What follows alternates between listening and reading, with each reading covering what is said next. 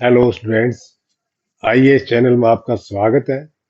आज हम करते हैं क्लास 7th के लिए एक्सरसाइज 6.1। इसमें ट्रायंगल से संबंधित कुछ सवाल हैं जो आप अच्छी प्रकार समझ पाएंगे। देखिए, फर्स्ट क्वेश्चन है यहाँ,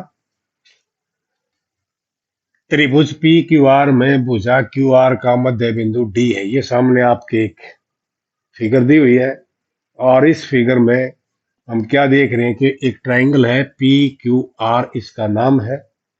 और इस ट्रायंगल में एक पी एम है और इसके ऊपर ये निशान लगाया है जिससे हमें पता लगता है कि ये 90 डिग्री का कोण बनाता हुआ है। एक रेखाखंड खींचा गया है बिल्कुल सीधा, और दूसरा रेखाखंड है पी डी।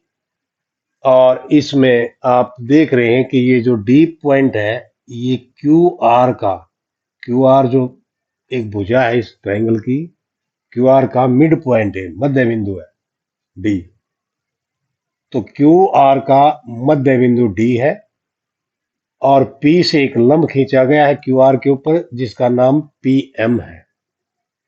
और आपसे ये पूछा गया है पी एम, ऊपर बार लगाई गई है, एक डैश लगा रखी है, इसका मतलब है रेखाखंड पी एम। अब रेखाखंड पी एम यहां देखेंगे, ये है रेखाखंड पी एम। और यहां खालिस्तान छोड़ दिया है, ये खालिस्तान आपने भरना है। क्या है ये पी एम?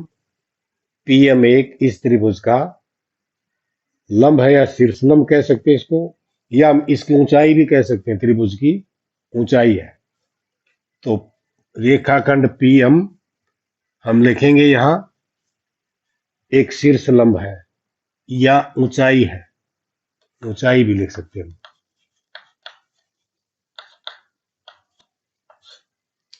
त्रिभुज की ऊंचाई है।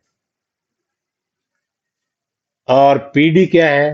पीडी जो मिड पॉइंट को मिलाता है, ये ऊपर वाला शीर्ष बिंदु सामने वाली भुजा के मध्य बिंदु को जो मिलाता है, इसको हम कहते हैं माध्यिका। पीडी एक माध्यिका है, पीडी माध्यिका है। माध्यिका वो होती है जो किसी भी शीर्ष से, जैसे ये शीर्ष पॉइंट है, इस शीर्ष पॉइंट से जो सामने वाली भुजा क्यू आर है, इसके मिड पॉइंट को जो मिलाएगी उसको हम कहते हैं माध्यिका। और एक त्रिभुज में कितनी माध्यिका हो सकती है? 3 माध्यिका हो सकती है, क्योंकि इसमें 3 शीर्ष बिंदु है। एक बिंदु ये है, दूसरा बिंदु ये है, तीसरा बिंदु ये है। और किसी भी शीर्ष बिंदु से सामने वाली भुजा के मध्य बिंदु को मिलाने वाला रेखाखंड उस त्रिभुज की माध्यिका कहलाता है। चलिए आगे आपसे पूछा गया है, क्या क्यू एम इक्वल है मार के? या क्यू एम ये है, ये डिस्टेंस, और एम आर बहुत ज्यादा डिस्टेंस है। पूछा गया क्या इक्वल है? हम लिख देंगे नहीं, इक्वल नहीं है। ये छोटा पार्ट है, ये बड़ा पार्ट है, यानी कि ये छोटा पार्ट है, ये बड़ा पार्ट है। अगर आप इक्वल वाली बात करें तो ये हो सकता है इक्वल क्यू डी और डी आर, क्योंकि D is the mid point of the line segment. इसका मध्य बिंदु है, इसलिए ये क्यू डी और डी आर इक्वल हो सकते हैं। वो आपसे पूछा नहीं गया है। तो नेक्स्ट क्वेश्चन लेते हैं हम। सेकंड क्वेश्चन में आपसे पूछा गया है कि निम्न के लिए अनुमान से आकृति खींचिए। आपने एक फिगर बनानी है, इस लाइन को पढ़ के त्रिभुज ए बी सी में बीई एक माध्यिका है। एक ऐसी त्रिभुज बनाओ जिसमें बीई एक माध्यिका हो। उसको आप देखिए, ये एक त्रिभुज है, इसका नाम हम रख सकते हैं ए बी सी।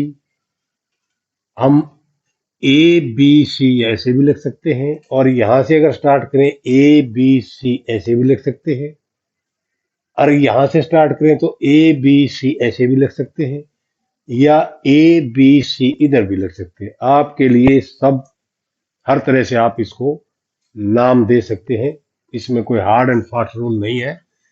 तो मैं यहां से स्टार्ट करता हूं, ए, ये पॉइंट बी और ये पॉइंट सी है। और इसमें बीई एक माध्यिका है। अब बी से ये शीर्ष बिंदु है बी, और यहां से सामने वाली भुजा एसी है, और एसी का ये मध्य बिंदु है यहाँ, मिड पॉइंट ऑफ एसी। और इसको अगर बी से मिला दे तो ये एक माध्यिका हो जाएगी। इस बी पॉइंट से अगर इसको हम अपने स्केल से मिला दें, थोड़ा इधर मिला, यहाँ यही ले, क्योंकि मिड पॉइंट हमें यही है। तो इस प्रकार से जो ये बी ई है, इस पॉइंट का नाम ई रखा, ये इसकी एक माध्यिका है। नेक्स्ट है त्रिभुज पी क्यू आर में पी क्यू तथा पी आर त्रिभुज के शीर्ष लंब है। अब ऐसी त्रिभुज बनानी है जिसका नाम पी क्यू आर है, और जिसमें पी क्यू तथा पी आर दोनों ही शीर्ष लंब हों। अब दो शीर्ष लंब जिसमें होते हैं तो उसमें उस त्रिभुज को हम इस प्रकार बनाते हैं जिसमें एक एंगल यहाँ 90 डिग्री का है, और ये त्रिभुज हमने बना दिया। अब इसका नाम रखेंगे पी क्यू आर।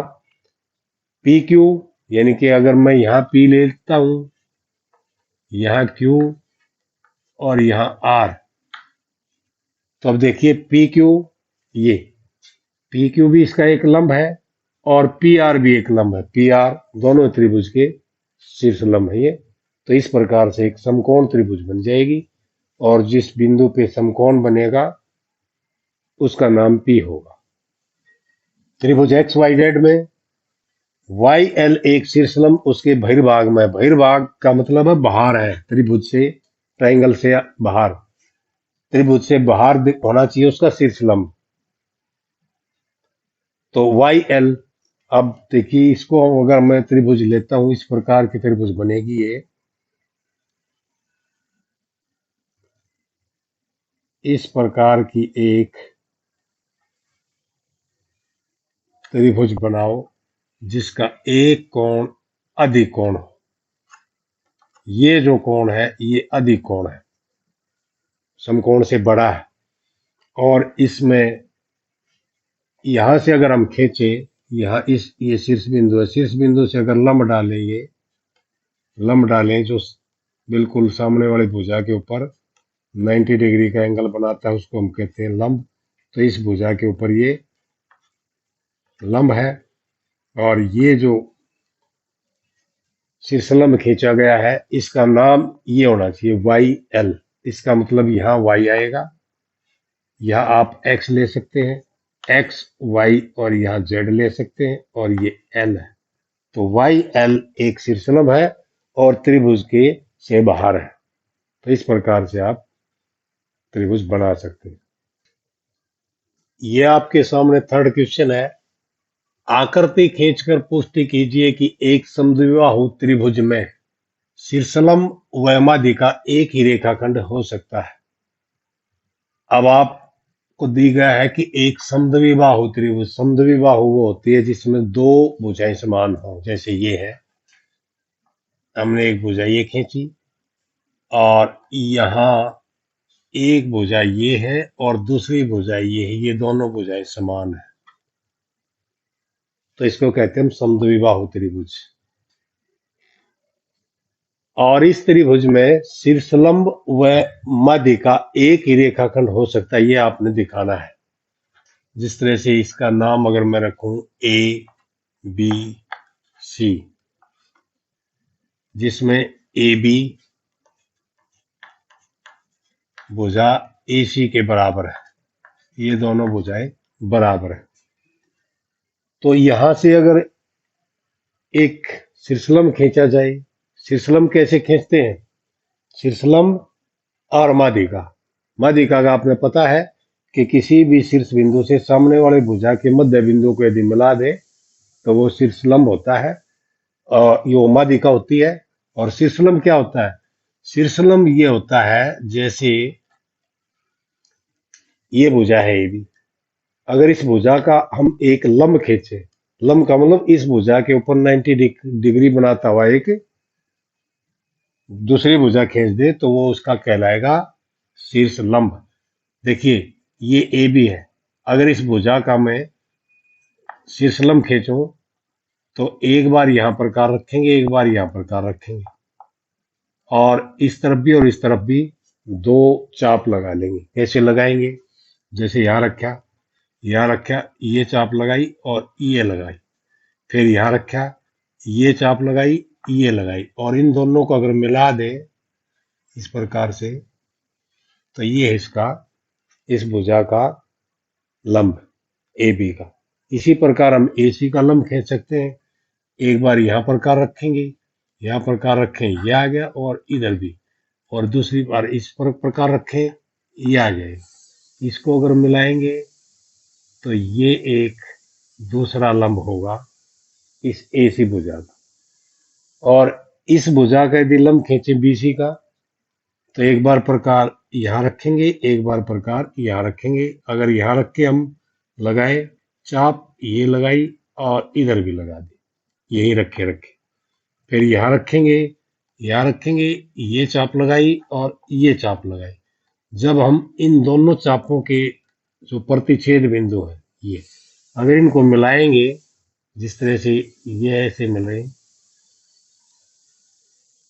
अगर इसको मैं आगे बढ़ा दूं तो इस शीर्ष को भी छूता है ये।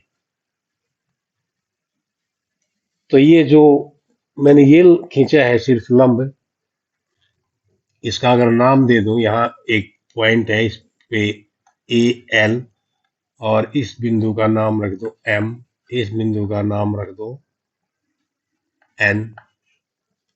तो ये जो ए एल है, हम लिख सकते हैं कि ए एल शीर्ष लंब है।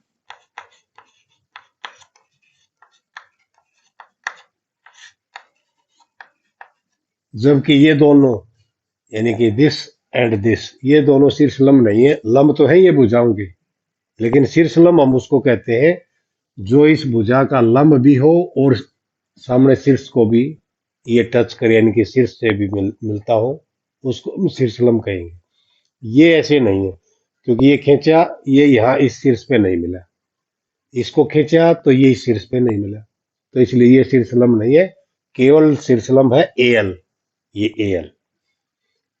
और क्योंकि हमने लंब खींचे है, ये लंब खींचे है, तो इसका मतलब यहाँ 90 डिग्री का एंगल है। तो हम 90 डिग्री का जो एंगल बनाता हुआ खींचा, उसको हम माध्यिका भी कह सकते हैं। शीर्ष लंब तो कहते ही है, लंब का मतलब है जो 90 डिग्री का एंगल बनाए। और माध्यिका यह इसलिए है क्योंकि ये मध्य बिंदु भी है, इस बी सी और ये एल सी, यानी कि बी एल और एल सी इक्वल, तो इसलिए ए एल माध्यिका भी है।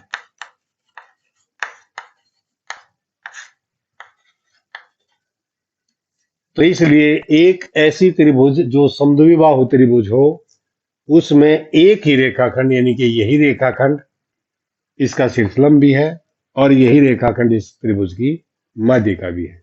ये आपको दिखाना था। तो ये एक्सरसाइज आज यही खत्म होती है। इसमें 3 क्वेश्चन है। चलिए, आप इसको अच्छी प्रकार से समझ गए होंगे और इसकी प्रैक्टिस जरूर करें। Okay, thank you.